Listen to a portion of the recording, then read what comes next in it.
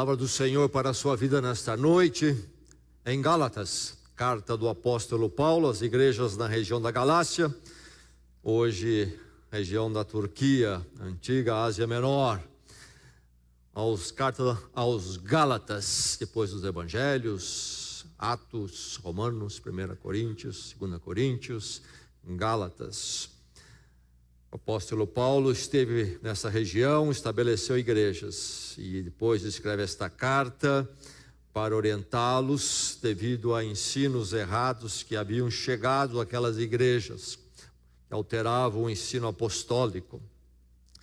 Carta do apóstolo Paulo, uma carta doutrinária, uma carta então instrutiva para a igreja e para a vida do crente, do discípulo de Cristo. E que nesta noite há de abençoar a sua vida. Há de levá-lo para mais perto do Senhor, mais conformado à vontade do Senhor. Então, vamos receber a palavra. Mas antes de ler em Gálatas 5, o nosso foco vai estar do verso 7 ao verso 10. Deixe-me apontar para você o que vem antes, para melhor aprendermos o que ele vai falar. Deixe eu retroceder aqui no capítulo 5, verso 16. Capítulo 5, verso 16, ele disse: por isso digo, vivam pelo Espírito, e aqui é Espírito Santo, a manifestação de Deus em nossas vidas em Cristo, enquanto caminhamos neste mundo. Por isso digo, vivam pelo Espírito, e de modo nenhum satisfarão os desejos da carne, pois a carne deseja o que é contrário ao Espírito, e o Espírito que é contrário à carne. Eles estão em conflito um com o outro, de modo que vocês não fazem o que desejam. Mas se vocês são guiados pelo Espírito, não estão debaixo da lei. E no verso 19, então ele fala quais são alguns exemplos das obras da carne, isto é, da tendência, não a carne no sentido físico, mas da tendência em nós para aquilo que é contrário à vontade de Deus, tendência para o pecado. Desde que o pecado entrou no mundo, é assim com todo ser humano. Ele diz: ora, as obras da carne são manifestas: imoralidade sexual, impureza, libertinagem, idolatria, feitiçaria, ódio, discórdia, ciúmes, ira, egoísmo, dissensões, facções, inveja, embriaguez, orgias e coisas semelhantes. Então a lista não é exaustiva, é apenas exemplos. E aí no verso 22 ele contrasta com o fruto do Espírito, ou as obras do Espírito Santo em nossas vidas. Diferente, ele diz: é o amor, alegria, paz, paciência, amabilidade, bondade, fidelidade, mansidão e domínio próprio. Contra essas coisas não há lei. Os que pertencem a Cristo Jesus crucificaram a carne com as suas paixões e os seus desejos. Se vivemos pelo Espírito, andemos também pelo Espírito.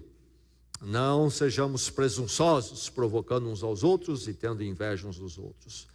Muito bem, aí está a instrução então ética do apóstolo Paulo para a vida do cristão, o que deve se manifestar, se realmente o Espírito Santo está nele, o que deve se manifestar na sua conduta. No verso 6 do capítulo 6, então, depois de estabelecer essa obra do Espírito Santo, ele diz: o que está sendo instruído na palavra, partilha de todas as coisas com aquele que o instrui. Então, resultados práticos aí da presença do Espírito Santo. Mas o nosso foco é a partir do verso 7 até o verso 10, e lembrando então que isso que vamos ler agora é algo que deve acontecer em nossas vidas, no poder, na dependência do Espírito Santo, e isto somente se nós já tivemos o encontro com Deus em Cristo, fomos salvos, justificados e transformados. Cristo morreu a minha morte, eu morri com Ele e nasci para uma nova vida. E agora, guiado pelo Espírito Santo, é nessa condição que vem o que vem. Não se deixem enganar. De Deus não se zomba, pois o que o homem semear, isso também colherá. Quem semeia para a sua carne, da carne colherá destruição. Mas quem semeia para o Espírito, do Espírito colherá a vida eterna.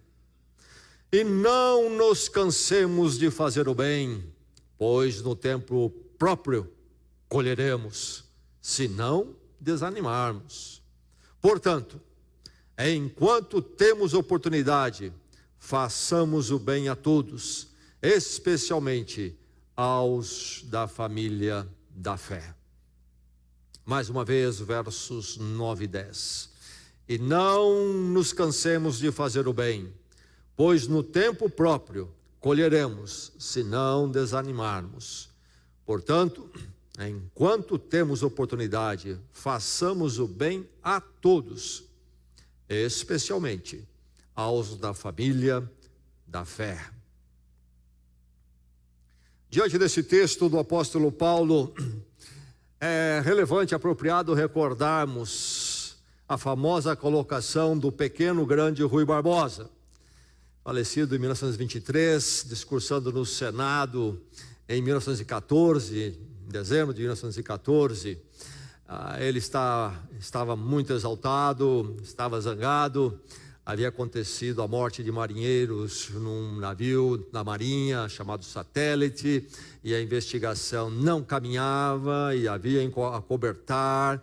E ele então discursa e ele debate no Senado diante das colocações que se fazem ao discurso dele, e no meio então desse discurso, chamado discurso do caso Satélite, ele diz: de tanto ver triunfar as nulidades, de tanto ver prosperar a desonra, de tanto ver crescer a injustiça, de tanto ver agigantarem-se os poderes nas mãos dos maus, o homem chega a desanimar-se da virtude, a rir-se da honra e a ter vergonha de ser honesto. Bem, as coisas não mudaram muito desde os dias de Rui Barbosa. E Rui Barbosa fala da possibilidade de um dia as pessoas se cansarem de fazer o bem, fazer o que é justo, aquilo que é correto. Talvez alguém nesta noite diga: eu estou por aí, eu estou me sentindo assim. Você precisa ouvir a palavra de Deus, e a palavra de Deus toda, e no que lemos desta noite, nos diz que não podemos desistir. Essa opção não é oferecida ao crente. Não obstante, como Rui Barbosa descreve, todo o ambiente cultural aponta para uma descrença naquilo que é justo, naquilo que é o bem, naquilo que é virtuoso. Vivemos então em dias difíceis, desafiadores, quando precisamos ouvir a palavra de Deus. O filósofo Luiz Felipe Pondé, no seu livro Filosofia para Corajosos, ele aborda a questão da honestidade, que é um dos itens que pertence a este universo do bem, e a questão de como fazemos para ensinar as crianças a honestidade, ou então o bem, em dias e num mundo tão distante do bem, daquilo que é honesto, justo, aquilo que é correto, da filantropia, do cuidado com o próximo, respeito ao próximo, respeito ao que é o do próximo, ao que é público. Ele começa a sua colocação com a pergunta: vale a pena ser honesto? E aí? Ele continua: no âmbito da confiança que uma criança precisa ter no mundo e nas pessoas para crescer saudável, eu diria que sim, é necessário ser honesto. Mas aqui o foco não é o que você ganhará, mas sim que você dará a seu filho a possibilidade de confiar minimamente no mundo, e com isso viver nele sem ser muito infeliz.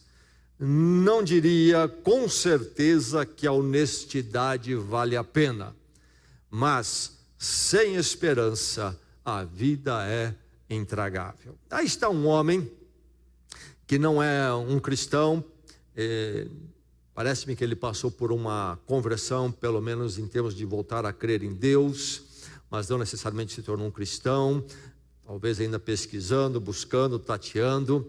Mas aqui está ele tentando lutar com o virtuoso, com o bem no mundo, que não é,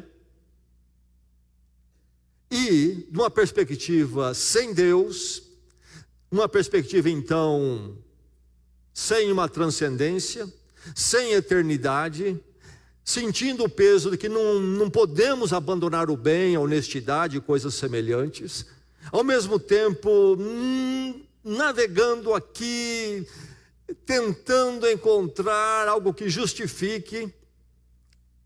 E mesmo um homem assim diz que é preciso manter o caminho do bem, da honestidade, ensinar isso aos filhos, porque se isso for perdido, tudo está perdido e a vida se torna sem esperança, se torna intragável. Como nós precisamos de Deus. E quando não temos Deus e a palavra de Deus, ficamos tentando aí nos agarrar o que é possível para trazer alguma esperança, sentido à vida e tornar a vida virtuosa. E aí chega-se até a colocação, dizendo ele que você dará a seu filho a possibilidade de confiar minimamente no mundo. E ele reconhece que não será por motivações pragmáticas que vamos justificar o dever da honestidade e do bem. Não diria com certeza que a honestidade vale a pena, mas sem esperança a vida é intragável.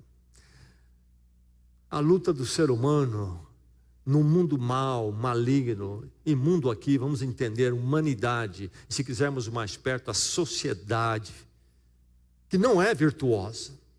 Sim, na mídia, há toda uma congratulação e tapinho nas costas.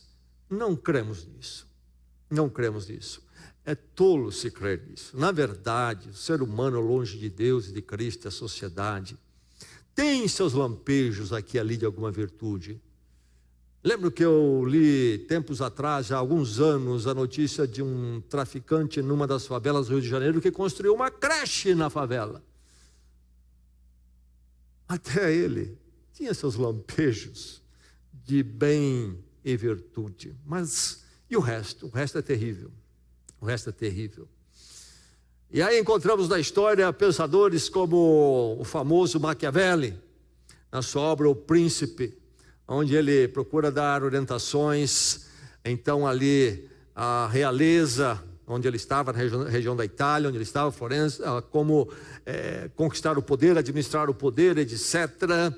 E no capítulo 8 ele tem a instrução no seguinte, ao líder, ao príncipe, quando você tomar o poder, faça todo o mal de uma vez. Tudo que você tem que fazer de mal, faça, para tomar o poder. Não faça devagar, uma pancada só. Depois, o povo esquece. Aí você vai fazendo o bem do governo aos pouquinhos. Como lidar com o desafio do bem no mundo maligno, onde inclusive poder tantas vezes acontece com táticas como essas? Aí está a palavra de Deus. Podemos tomar nesses versos 7 a 10 aqui do apóstolo Paulo como tese isto aqui: não nos cansemos de fazer o bem. Não nos cansemos de fazer o bem. No mundo difícil, no mundo maligno, vem a palavra de Deus ao seu coração e diz: não nos cansemos de fazer o bem. Jovens, vocês vão crescer no mundo cada vez pior. Não nos cansemos de fazer o bem. Adultos, vocês vivem no mundo que vocês conhecem muito bem como é. Os parentes, não sei longe, entre os parentes, no trabalho, na sociedade. Mas não nos cansemos de fazer o bem. É a palavra de Deus para a sua vida nesta noite. Lá na sua casa, na sua família nuclear, mais íntima, no seu matrimônio, não nos cansemos de fazer o bem, porque ali também o mal bate. Mesmo na casa onde as pessoas são convertidas, ninguém está terminado ainda, ninguém foi glorificado ainda. E aqui e ali ainda aparece as coisas da velha mulher, do velho homem antes de Cristo. Então ali não se faz um jogo político, não se faz nada maquiavélico, mas devemos sempre não nos cansar de fazer o bem.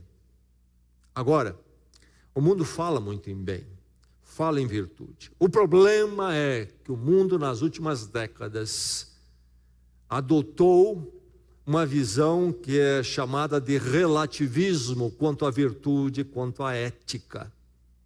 E aí então isso se tornou, essa questão de bem, virtude, justiça inclusive, se tornou algo muito fluido. Aí depende de como se quer, ou qual é o consenso que as pessoas têm. E chegamos então a um ponto neste dia em que ninguém sabe realmente o que é o bem, o que é a virtude, quando nós olhamos os pressupostos filosóficos que movem as racionalizações, os pensamentos dos nossos dias. E chega-se a chamar de bem o que é mal. Chega-se a chamar de bem o que é mal. Não é verdade? Mas o discípulo de Cristo, aquele que foi transformado pela morte de Cristo na cruz e anda com o Espírito Santo e tem então a palavra do Espírito em suas mãos, a palavra de Deus, não vive perdido sem saber se está em pé ou de perna para o ar. O bem para o cristão, aquele que está em Cristo e olha para a palavra, é muito definido e muito claro. Não se deixe enganar, diz ele aqui no verso 7. Não se deixe enganar. 2 pontos. Já ele continua. De Deus não se zomba. O bem tem para nós como referencial Deus. Deus. Os filósofos da antiguidade lutaram com esta questão. O que é o bem? Onde está a garantia definida do que é o bem? Platão lutou com esta ideia, criou-se o mundo das ideias, onde havia entre as ideias a ideia suprema, que era a ideia do bem. Nós sabemos onde é que está o bem, onde reside. Como o pensador Agostinho, do 4º século, disse que o bem que Platão buscava está em Deus. Ele é a nossa referência. A partir de Deus, a sua palavra, sabemos o que é o mal e o que é o bem. O mundo está confuso, mas não nós, que estamos em Cristo e temos a palavra. De Deus não se zomba. Ele é o bem e ele define o que é o bem e o que não é. E aí ele coloca esta lei à luz disto. O que o homem semear, isso também colherá. É uma lei. É uma lei espiritual colocada pelo apóstolo Paulo. A palavra de Deus, então, diz a você: persevere em fazer o bem. Isto. Não nos cansemos de fazer o bem. Persevere em fazer o bem. Fazer a vontade de Deus na sua vida. Ouvir a voz do Espírito Santo. Olhar a palavra. Coração quebrantado que passou pela cruz. E fazer o bem. Deixar aquilo que não é conforme Deus e a sua palavra. E buscar cada dia em oração, muitas vezes em luta, fazer o que é a vontade de Deus. Então, bem aqui não mero sentimentalismo, como na televisão se fala de bem. Bem aqui é a vontade de Deus, aquilo que está em coerência com Deus, com o caráter de Deus revelado a nós na palavra. Persevere em fazer isso, em fazer o bem, em fazer o bem. Então descarte o reprovável, descarte o reprovável. Quem semeia para a sua carne, isto é, para a sua tendência pecaminosa, quem semeia para a sua carne, da carne colherá destruição. Mas quem semeia para o Espírito Santo, do Espírito Santo colherá a vida eterna.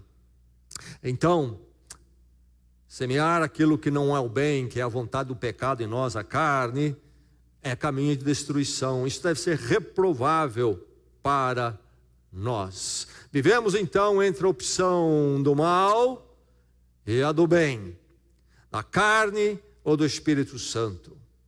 Um leva à destruição, outro leva à vida.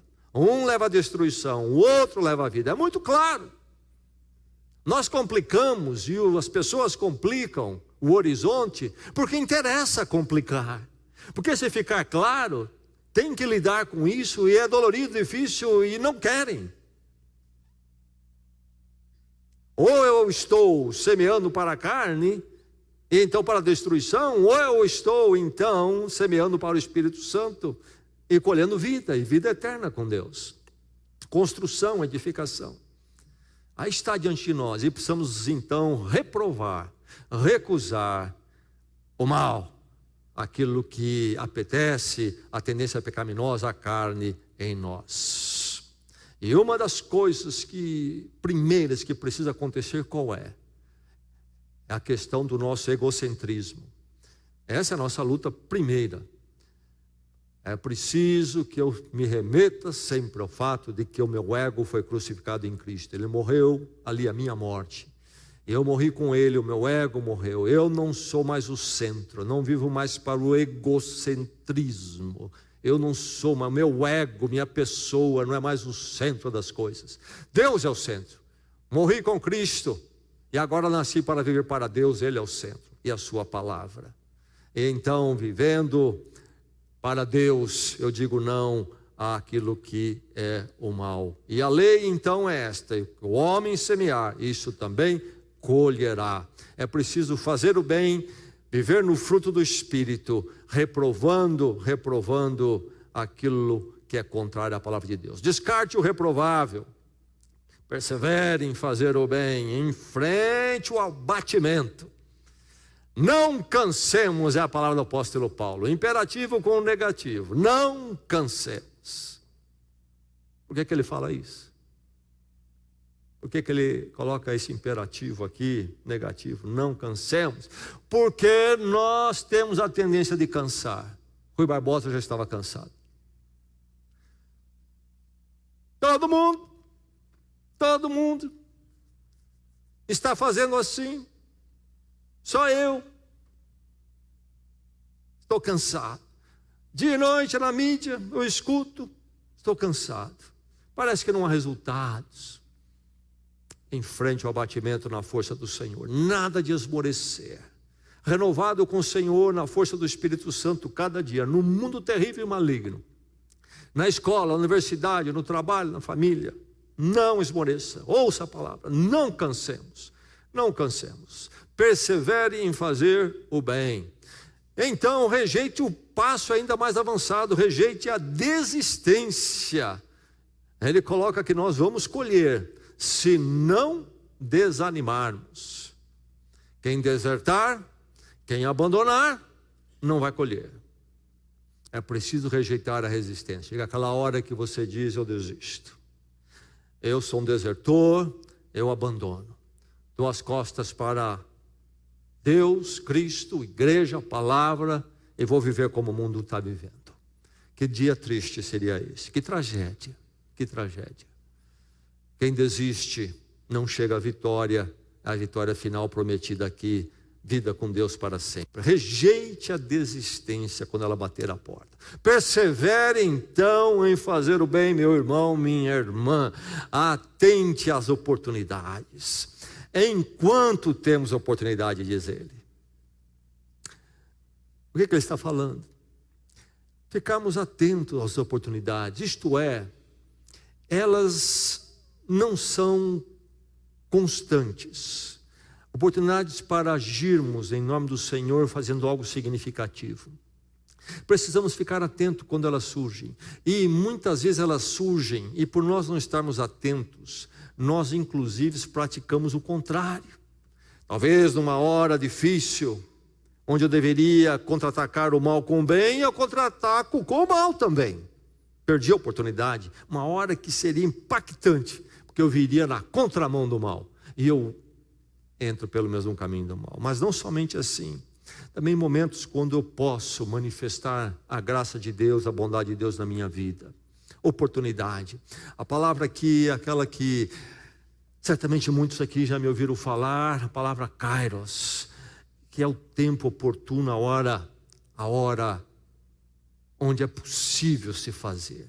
E sabe, isto nos indica que há certos bens que podemos fazer numa época que pode passar e nunca mais poderemos recuperar aquela oportunidade. Talvez, o bem que eu deveria fazer para os meus filhos e não fiz, e eles cresceram e se foram. Talvez eu não fiz o bem para o meu marido, para a minha esposa, e o tempo passou, os anos se foram. Talvez, lá numa amizade, relacionamento, talvez até com a igreja. Atente às oportunidades. A palavra oportunidade vem na nossa língua, mas a sua versão bem mais antiga, da Idade Média, e se referia, ou ela vem da origem do navio que ficava op port, isto é, sobre o porto. Navios sem motores naquela época, as caravelas. Como é que os navios poderiam aportar, chegar ao porto? Eles ficavam ao largo do porto. E eles precisavam esperar o momento quando o mar, as ondas seriam propícias para empurrar o navio para o porto. Ficavam sobre o porto. E lá estavam eles 1 dia, 2 dias, esperando a maré certa. Tinham chegado de viagem, mas não podiam desembarcar. Tinham que ficar à distância do porto esperando. Então assim devemos estar nós também. Atentos à oportunidade. E não deixar passar, porque é muito fácil passar. Eu não fiz o que eu deveria ter feito, e poderia ter feito. Poderia ter impactado, lançado luz na minha casa, fora da minha casa, no meu trabalho, e não lancei. Atente às oportunidades. Persevere em fazer o bem. Estou falando a um coração aqui que já desanimou. Será que porventura alguém desistiu? Que a palavra de Deus o levante para uma vida corajosa, uma vida virtuosa, com o Senhor, conhecendo a alegria de fazer a diferença, dando a contraponto ao mundo tão mau, tão terrível. Persevere em fazer o bem, foque duplamente. Façamos o bem a todos, diz o apóstolo Paulo. Façamos o bem a todos. E a ele completa, especialmente aos da família da fé. Há aqui uma abrangência para o meu testemunho, o meu dever. Indistintamente devo fazer o bem. Aquele que é a pessoa difícil, não devo retribuir o mal, como uma vingança. Devo mostrar o lado do Senhor na minha vida. Isso a todos, a todos. Onde eu for, assim deve ser. Mas o apóstolo Paulo tem um foco duplo, a todos, mas especialmente aos da família da fé. Em primeiro lugar, na igreja do Senhor. É o primeiro lugar onde o bem deve começar, uns com os outros. Inclusive, nós procuramos atentar para as necessidades dos nossos irmãos aqui na igreja. A diaconia faz isto. E nós todos precisamos fazer na nossa medida. Há aqueles que precisam de ajuda, mas não é só uma questão material, é uma questão relacional, em atitudes. Foque duplamente. Façamos bem a todos, e especialmente aos da família da fé. O grande testemunho diante do mundo começa dentro da própria igreja, não é verdade? É preciso valorizar a irmandade. E o maior testemunho da irmandade diante do mundo é a igreja ser um ambiente onde se relaciona no bem, no Espírito Santo. Persevere em fazer o bem. Você está perseverando? Está mesmo? Persevere em fazer o bem num mundo terrível, descarte o imediatismo. Talvez no mundo você aprende a fazer o bem como algo que, olha, faço o bem e amanhã tudo vai dar certo para você. É muito próprio, inclusive, da pregação da mídia, do gospel dos nossos dias. Esse negócio de faz aqui, colhe aqui, não sei o quê, de um dia para o outro. Não é isso que o apóstolo Paulo ensina. Ele diz, no tempo próprio. E os intérpretes eruditos bíblicos debatem se ele está falando desse tempo próprio como algo que se refere a este mundo ainda, nesta vida, ou naquilo que é chamado de escatológico, isto é, no mundo futuro, eterno com Deus. E pensando bem, nós não sabemos, em cada ação haveremos de colher sim no tempo próprio. Agora quem define se é ainda nesta vida ou depois da presença de Deus é o próprio Deus. E nós não fazemos o bem pensando em resultados imediatistas. Nós não fazemos aquilo que devemos fazer pensando que vamos imediatamente colher. Pelo contrário, muitas vezes pessoas que fizeram bem colheram um grande mal. O mundo é terrível. O acerto final mesmo garantido é no escatológico, isto é, quando Deus fechar então a história, as últimas coisas, escatologia, as últimas coisas, o cumprir do plano de Deus e o reino de Deus, é aí que a vida fará todo sentido. Neste mundo, nunca fará todo sentido. Algumas vezes faz sentido, muitas vezes é um mundo tão mau, onde as coisas não fazem sentido, como Jó, por exemplo, descobriu. Descarte o imediatismo, esse conceito de que eu vou fazer o bem, e aí vou colher o bem, e eu vou colher isso e aquilo. Faça o bem porque é a verdade eterna de Deus na sua vida. Essa é a razão de fazer. Não negocie com Deus. Nenhum de nós foi autorizado a negociar com Deus. Persevere em fazer o bem. Persevere em fazer o bem. Alguém aqui que desanimou, está desanimando em fazer o bem, que Deus o fortaleça, que a palavra o levante nesta noite. Com os olhos para cima. Que Deus tem um tempo próprio. Deus tem um tempo próprio. A história e o balanço não se fecham no amanhã, mas no tempo de Deus. E Ele tem esse tempo. Persevere. Firme-se na certeza. O apóstolo Paulo diz: colheremos. Colheremos. Uma colocação forte. Ele não diz talvez haveremos de colher, mas diz colheremos. Quando o agricultor planta, ele não pode dizer colherei. Ele diz espero colher. Creio em grande esperança que devo colher. Há sempre uma possibilidade de não acontecer. Não é assim a colheita? Por melhor que seja a plantação. Mas não é assim no semear do bem, semear a vontade do Espírito Santo em nossas vidas. Haveremos de colher, diz o apóstolo Paulo. Há uma garantia na força que ele coloca aqui neste verbo, colheremos. Há uma garantia, porque é o tempo de Deus, é o tempo próprio de Deus, e Deus tem o seu tempo da colheita. E haveremos de ver os frutos nesta vida ou na eternidade. Firme-se na certeza. Quando o mundo for difícil, a hora for complicada, a situação for dolorida, persevere em fazer o bem. Não faça o mal.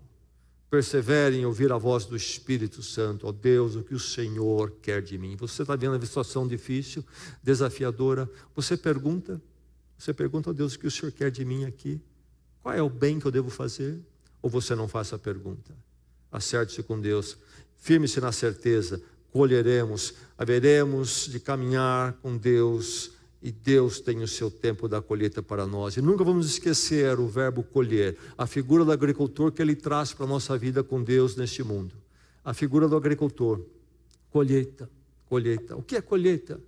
Colheita é a recompensa do trabalho do agricultor, não é isso? É a recompensa do esforço dele. Então, meu irmão, minha irmã, haverá o tempo da colheita. Sirva ao Senhor. Faça o bem.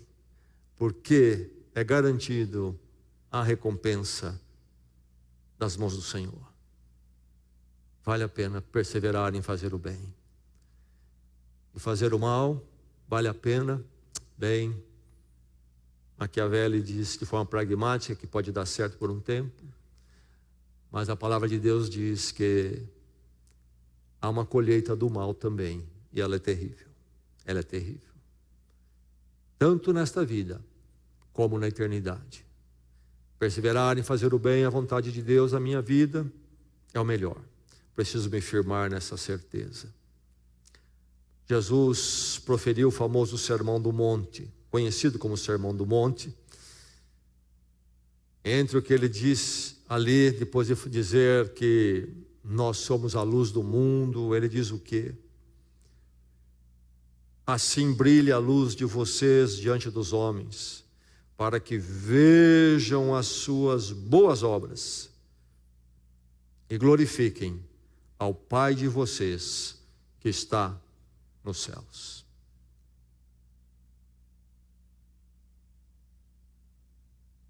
Brilhe a luz de vocês diante dos homens, para que vejam as suas boas obras e glorifiquem ao Pai de vocês que está nos céus.